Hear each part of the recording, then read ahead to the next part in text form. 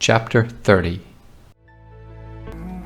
And when Rachel saw that she bare Jacob no children, Rachel envied her sister and said unto Jacob, Give me children, or else I die. And Jacob's anger was kindled against Rachel, and he said, Am I in God's stead, who hath withheld from thee the fruit of the womb? And she said, Behold my maid Bilhah, go in unto her, and she shall bear upon my knees, that I may also have children by her. And she gave him Bilhah her handmaid to wife, and Jacob went in unto her. And Bilhah conceived, and bare Jacob a son. And Rachel said, God hath judged me, and hath also heard my voice, and hath given me a son. Therefore called she his name Dan.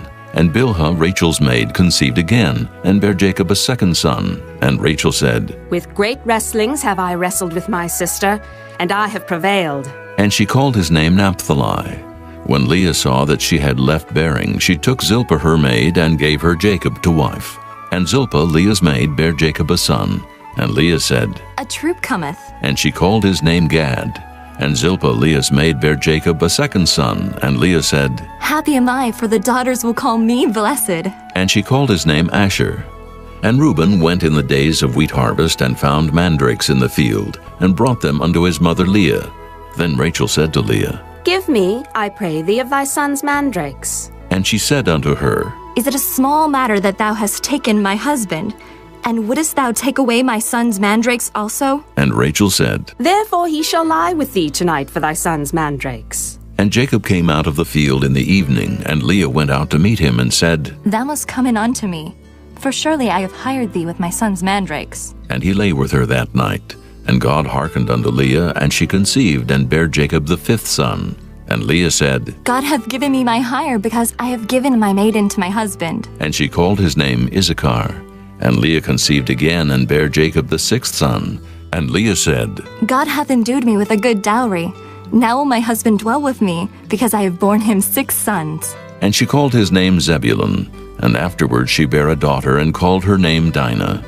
And God remembered Rachel, and God hearkened to her, and opened her womb. And she conceived, and bare a son, and said, God hath taken away my reproach. And she called his name Joseph, and said, The Lord shall add to me another son. And it came to pass, when Rachel had borne Joseph, that Jacob said unto Laban, Send me away, that I may go unto mine own place, and to my country. Give me my wives and my children, for whom I have served thee, and let me go. For thou knowest my service which I have done thee. And Laban said unto him, I pray thee, if I have found favor in thine eyes, tarry. For I have learned by experience that the Lord hath blessed me for thy sake. And he said, Appoint me thy wages, and I will give it. And he said unto him, Thou knowest how I have served thee, and how thy cattle was with me. For it was little which thou hadst before I came, and it is now increased unto a multitude. And the Lord hath blessed thee since my coming. And now when shall I provide for mine own house also? And he said, What shall I give thee? And Jacob said, Thou shalt not give me anything. If thou wilt do this thing for me, I will again feed and keep thy flock. I will pass through all thy flock today, removing from thence all the speckled and spotted cattle, and all the brown cattle among the sheep, and the spotted and speckled among the goats, and of such shall be my hire.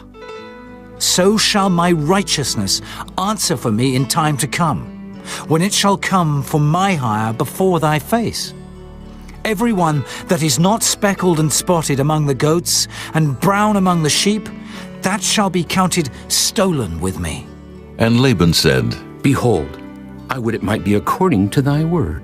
And he removed that day the he-goats that were ring-streaked and spotted, and all the she-goats that were speckled and spotted, and every one that had some white in it, and all the brown among the sheep, and gave them into the hand of his sons. And he set 3 days' journey betwixt himself and Jacob. And Jacob fed the rest of Laban's flocks. And Jacob took him rods of green poplar, and of the hazel and chestnut tree, and pilled white streaks in them, and made the white appear which was in the rods. And he set the rods which he had pilled before the flocks in the gutters in the watering troughs, when the flocks came to drink, that they should conceive when they came to drink. And the flocks conceived before the rods, and brought forth cattle ring-streaked, speckled, and spotted. And Jacob did separate the lambs, and set the faces of the flocks toward the ring-straked, and all the brown in the flock of Laban. And he put his own flocks by themselves, and put them not unto Laban's cattle. And it came to pass, whensoever the stronger cattle did conceive, that Jacob laid the rods before the eyes of the cattle in the gutters, that they might conceive among the rods. But when the cattle were feeble, he put them not in. So the feebler were Laban's, and the stronger Jacob's. And the man increased exceedingly, and had much cattle, and maidservants, and menservants, and camels, and asses.